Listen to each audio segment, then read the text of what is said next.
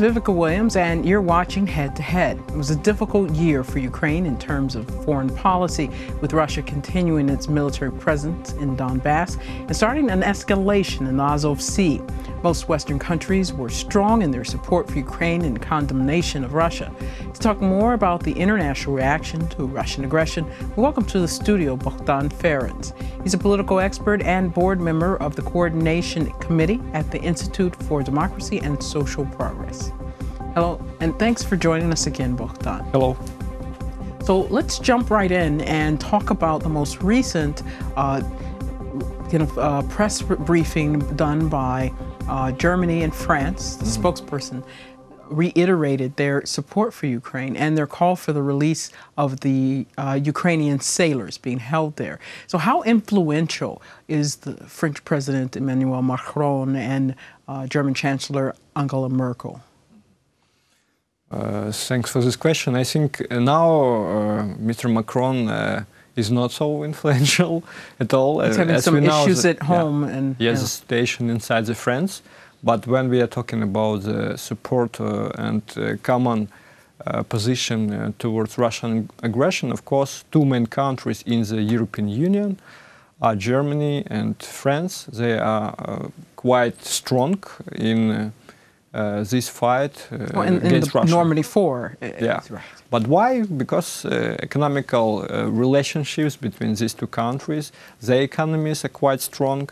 And when we are talking about this kind of sanctions or pressure into the Russian economy, of course, Germany and France, we need this support and we need this common position. And speaking of sanctions, so there's been some concerns about the effectiveness of them. So what is your take on that? It's always a difficult question when it comes to the democratic sanctions. And we have lots of historical references towards that. So what is the general take on how well the sanctions are working? Personally, for me, it was quite interesting topic because I was not a fan of sanctions and all this kind of making diplomacy.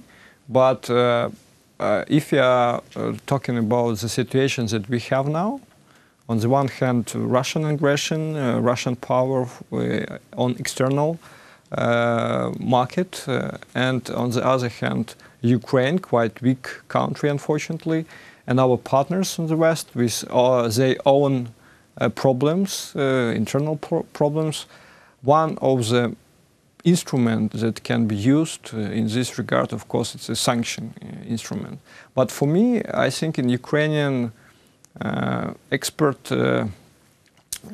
circles, it's necessary to make good research how the sanctions are influencing on the, for example, Russian economy. Because I tried before this interview, I tried to find some good analytical research, but I didn't manage this. It's very difficult, and also a country can hide or attempt to hide a great deal of how significant the economy is doing. Because people a lot are hearing about sanctions, about our victory, because we still have sanctions, maybe stronger sanctions on Russia Federation, but in reality, it's quite difficult to touch these results for Ukrainian people, for example. I know that in this regard, only personal sanctions towards, for example, Russian authorities, some politicians are quite effective.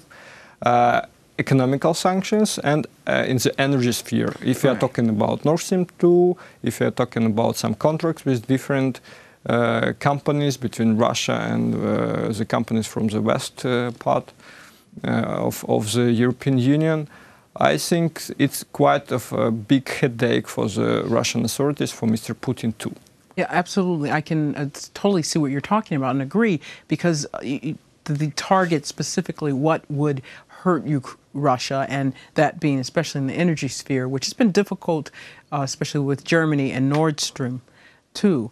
But also you talked about these personal sanctions, sanctioning of individuals, which seems that this would have more of an effect if we're looking at oligarchs' close connections with Putin. So what other things do you think would make the sanctions more effective? I would like to add that sometimes sanctions, it's quite a controversial approach. You know why?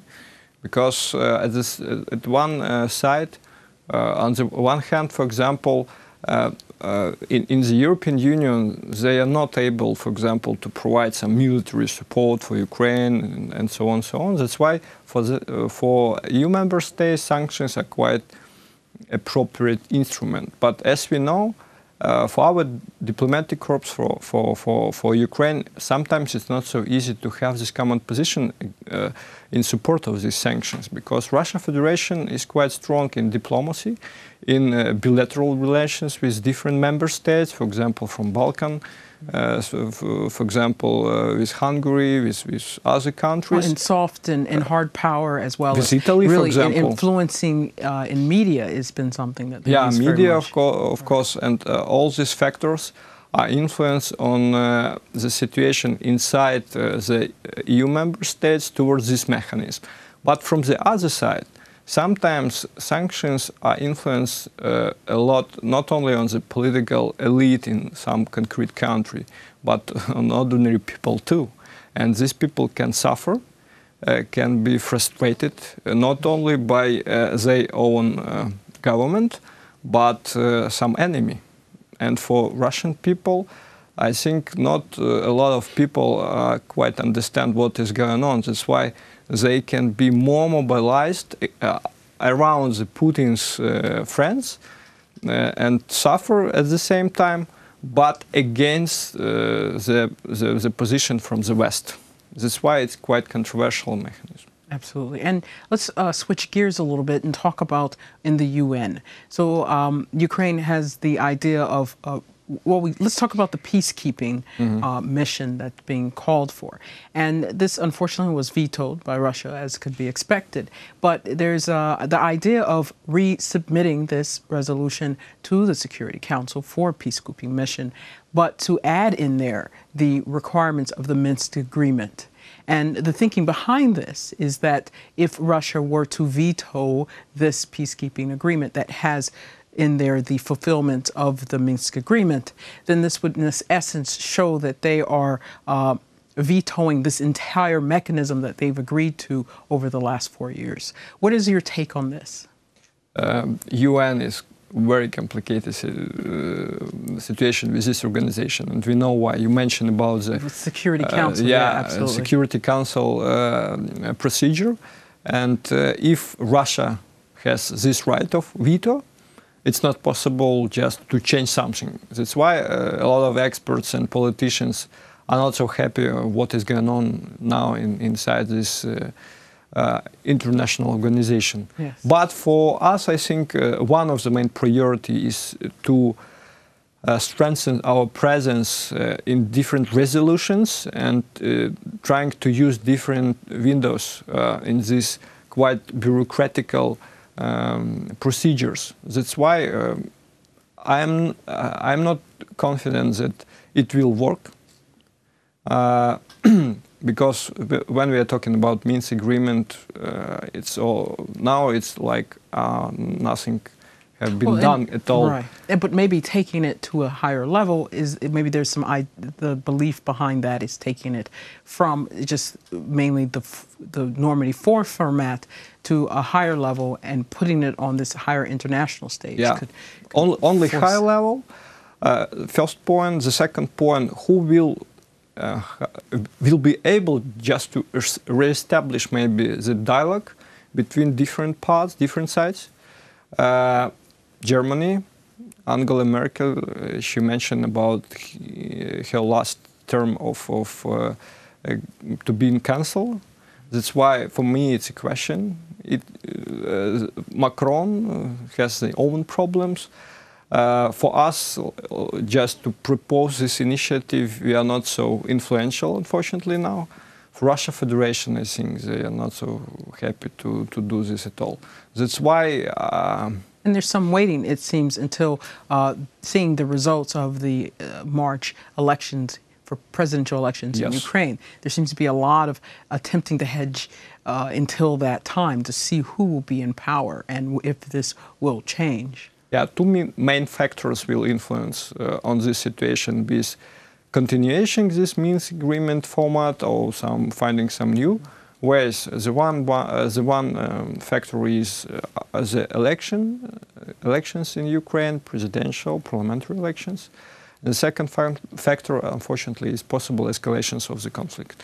Usually, these two main factors influence a lot on the situation, because now it's more on the freezing process.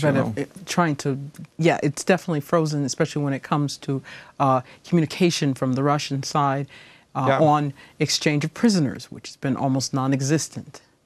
I think in this regard, it is necessary to use not only official channels of communication. When we are talking about our soldiers, other prisoners, I think it's necessary to use non-formal diplomacy too. What do you mean by this? Or maybe it's not so popular, how to say, suggestion, but when top politicians are trying to negotiate on this process of finding how to resolution, it doesn't work at all. That's why we know that maybe not informal, not open negotiation will influence more on resolving some problems in this regard. And what other things are you looking to see develop or may see as an issue or something that could be a positive change for next year? I think it's necessary for our foreign policy to find some new, fresh ideas, how we can present Ukraine, our agenda, how we can just persuade our partners, because the topic of Ukrainian conflict, our war, and it's not a new topic, and we know this. Of course, it's our first priority, but I think we should find some new topics to receive the interest of our partners, to see real changes inside Ukraine, inside society, with reforming processes, with high level of social care, you know. In this regard, maybe more professional diplomatic corps, with more analytical researchers.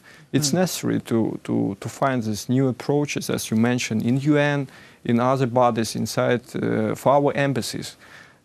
When we will achieve some kind of this progress, Ukraine will be much better than now. Thank you so much for being with us today, Bohdan, bringing this perspective. And we look forward to having you back on to discuss more when the new year. Merry Christmas and Happy New Year. You're the same to you. That was Bohdan Ferens. He's a political expert and board member of Coordination Committee at the Institute for Democracy and Social Progress. Thank you for watching and stay tuned with UATV for more.